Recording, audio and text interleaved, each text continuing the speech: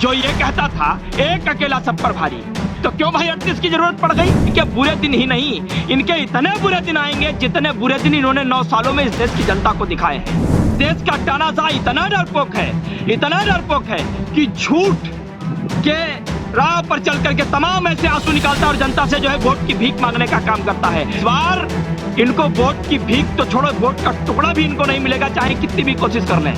ये हिंदुस्तान की जो पूंजी इन्होंने अपने झोले में इकट्ठा करके रखी है, उस पूंजी को भी निकालेगी इस देश की जनता, झोला भी छीन लेगी और देश की जनता, देश के तानाशाह को, एक डरे हुए तानाशाह को, डरपोक तानाशाह को यहाँ से भागने नहीं देगी ये देश की जनता। 2024 में जनता एक एक चीज का हिसाब लेने वाली है नरेंद्र मोदी से, जनता एक एक चीज का हिसाब लेने वाली है एनडीए से, और इस देश का नेतृत्व इंडिया के हाथ में देने वाली है। जब एक अकेला सब पर भारी होने की बात करता है, फिर क्या उसे 38 लोगों की जरूरत पड़ जाती है? 38 दल लेकर के बैठता है वो, और 38 दल में से 24 दल ऐसे जिसका कोई सांसद तक नहीं आज तक। और तो छोड़िए, उस 38 दलों में बगल की कुर्सी पर बैठा हुआ व्यक्ति, सामने वाला सोचता है कि पता नहीं ये कौन से दल का है। एक ही दल में बैठे हुए जब उन लोगों को एक दूसरे का परिचय नहीं मालूम है, कौन से दल, काहे जरूरत पड़ गई आपको 38 दलों की? जो ये कहता था एक अकेला सब पर भारी, तो क्यों भाई 38 की जरूरत पड़ गई? आपको इंडिया से इतना डर है क्या? इंडिया से इतना खौफ खाते हो क्या? या इंडिया से नफरत है आपको? क्योंकि नफरत तो आप इंडिया से बहुत पहले से कर रहे हो, आज खुल करके सामने आ रही है। लेकिन जो मीटिंग हुई है मुंबई में, वो मीटिंग 2024 में एनडीए को जड़ से उखाड़ने के लिए बहुत मजबूती से आगे बढ़ी है। वो एक सफल कदम है 2024 के इलेक्शन के लिए। लेकिन भारतीय जनता पार्टी कह रही कि हमारे पास प्रधानमंत्री मोदी जैसा चेहरा है, उनकी एक छवि है, विपक्ष के पास कोई नेता नहीं है। अरविंद केजरीवाल पार्टी के लोग बोल रहे हैं भैया अरविंद केजरीवाल प्रधानमंत्री बनेंगे, कांग्रेस के लोग बोल रहे हैं राहुल गांधी बनेंगे, नीतीश कुमार अलग लड्डू खा रहे हैं। देखिए, ये विपक्ष में कोई नहीं कह रहा है, ये भारतीय जनता पार्टी का नैरेटिव है जो अलग अलग कह रही है। भाजपा तो ये कह रही है कि हमारे पास प्रधानमंत्री नरेंद्र मोदी जैसा चेहरा है, लेकिन भारतीय जनता पार्टी का एक कद्दावर नेता, एक कद्दावर मंत्री नितिन गडकरी तो कह रहे हैं कि भाई मोदी को हटाओ तो शायद थोड़ी बहुत सीटें आपको मिल जाएंगी। अगर मोदी को नहीं हटाओगे तो ऐसा नहीं हो कि भारतीय जनता पार्टी ऐसी जगह चली जाए जहां से जिंदगी में कभी निकल करके बाहर ना आ पाए। क्या लग रहा है, जो इंडिया की मीटिंग हुई, 3 बैठकें हुई, इससे बीजेपी के बुरे दिन शुरू हो गए? 100% उनके बुरे दिन की गिनती तो पटना से शुरू हो गई थी, पटना से शुरू हुई थी, बेंगलोर में जाकर के वो कंफर्म हुई, और मुंबई में वो पूरी तरीके से कंफर्म हुई कि इनके बुरे दिन ही नहीं, इनके इतने बुरे दिन आएंगे जितने बुरे दिन इन्होंने 9 सालों में इस देश की जनता को दिखाए हैं। अब इस देश की जनता ये बात बहुत अच्छी तरीके से समझ चुकी है कि इस देश के तानाशाह के झोले में बहुत कुछ है। जो हर बात पे ये कहता था कि मुझे क्या दिक्कत है जी, हम तो झोला उठा के निकल देंगे, लेकिन इस देश की जनता बहुत अच्छी तरीके से जान चुकी है उसके झोले में इस हिंदुस्तान का बहुत कुछ है। ये हिंदुस्तान की जो पूंजी इन्होंने अपने झोले में इकट्ठा करके रखी है, उस पूंजी को भी निकालेगी इस देश की जनता, झोला भी छीन लेगी और देश की जनता, देश के तानाशाह को, एक डरे हुए तानाशाह को, डरपोक तानाशाह को यहाँ से भागने नहीं देगी ये देश की जनता। ऐसा क्यों लगता है डर गए मोदी जी? वो देखिए, हमने मिसाल कायम कर रहे हैं। हमने तानाशाह बहुत देखे हैं, लेकिन डरपोक तानाशाह पहली बार देखा है, पहली बार देखा है। और ये कोशिश कर रहा है इस देश से भागने की, ठीक उसी तरीके से जैसे इसने तमाम लोगों को, अपने सहयोगियों को इस देश की संपत्ति को लेकर के इस देश से बाहर भगाया, लेकिन इस देश की जनता भागने नहीं देगी। और इस देश का तानाशाह इतना डरपोक है कि झूठ के राह पर चल करके तमाम ऐसे आंसू निकालता है और जनता से जो है वोट की भीख मांगने का काम करता है। लेकिन इस बार इनको वोट की भीख तो छोड़ो, वोट का टुकड़ा भी इनको नहीं मिलेगा, चाहे कितनी भी कोशिश कर लें।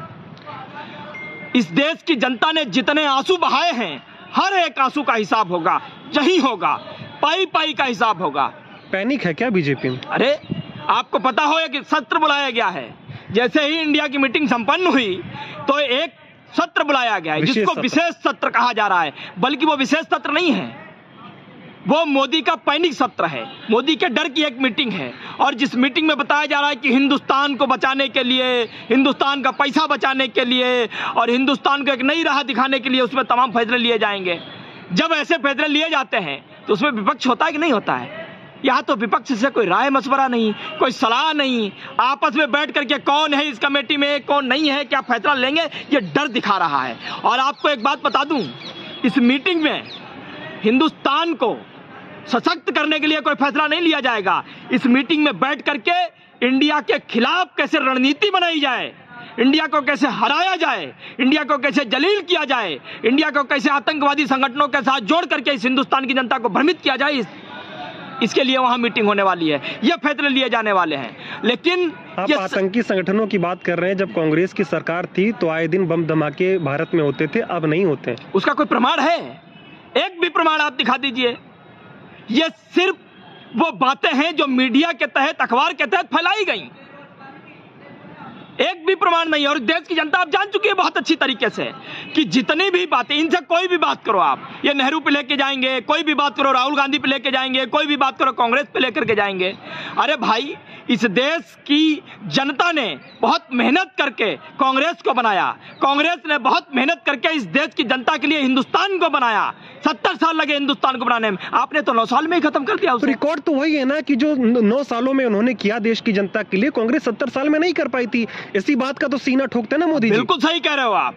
जो 9 सालों में उन्होंने किया वो 70 साल में कांग्रेस ने नहीं कर पाया। 9 सालों में उन्होंने इस देश की जनता को इस गर्त में ले जाकर के खड़ा कर दिया। कांग्रेस को 70 साल लग गए, लेकिन कांग्रेस जनता को ऊपर लेके गई, ये नीचे लेके गए। 9 सालों में 45 साल के रिकॉर्ड टूट गए, ये कांग्रेस के 70 साल में नहीं हो पाया। हर चीज इतनी महंगी हो गई, गैस सिलेंडर 1000 के पार कर गया, कांग्रेस के 70 साल में नहीं हो पाया। डीजल पेट्रोल शतक पर मार करके ऊपर चला गया, कांग्रेस के 70 सालों में नहीं हो पाया। 9 सालों में हो गया बीजेपी के। उसमें आप देखिए कितने किसान आत्महत्या करते रहे 9 सालों में।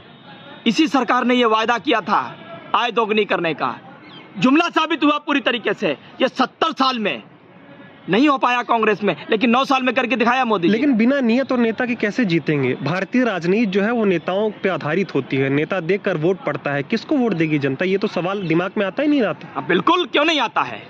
तो ऐसा नहीं है, हमारे इंडिया का जो गठबंधन है उसका चेहरा समय आने पर सामने आएगा।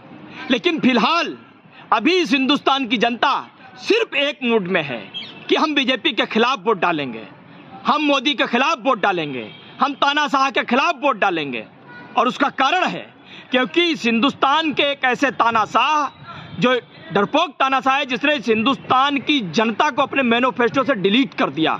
उसके मैनिफेस्टो में अंबानी भी है, उसके मैनिफेस्टो में अडानी भी है, उसके मैनिफेस्टो में हर पूंजीपति है जो इस देश की जनता को गरीब बनाने के लिए दिन रात काम कर रहा है। लेकिन जनता नहीं है। नहीं, कुछ लोग ये कहते हैं मोदी जी विदेश के प्रधानमंत्री हैं, मोदी जी अडानी के प्रधानमंत्री। उसमें कोई दोहराई नहीं है। हम लोग तो नारा लगा रहे हैं इस समय कि इस बार इंडिया का प्रधानमंत्री बनेगा, अडानी का प्रधानमंत्री हारेगा।